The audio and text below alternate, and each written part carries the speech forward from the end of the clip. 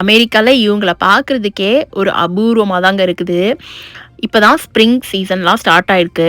மரத்துலலாம் ஒரு குட்டி குட்டியா இலைலாம் வளர ஆரம்பிக்குது. சனிக்கிழமை என்னோட பசங்களுக்கு தமிழ் ஸ்கூல்லாம் முடிஞ்சதுக்கு அப்புறமா இந்த வாரத்துக்கு தேவையான காய்கறி கொஞ்சம் வாங்க வேண்டியிருந்தது. சரி அங்க போயிட்டு அப்புறம் திரும்ப கோவிலுக்கு போகணும் அப்படின்னா ரொம்ப லேட் ஆயிடும். அதனால நம்ம ஒரு 7:00 போல கோவிலுக்கு கிளம்பிடலாம் அப்படின்னு சொல்லிட்டு கிளம்பிட்டோங்க. ஹஸ்பண்ட்க்கும் ரொம்ப டயர்டா இருக்கு அப்படின்னாங்க. ஏன்னா அவங்க தமிழ் ஸ்கூல்ல ஒர்க் பண்றனால.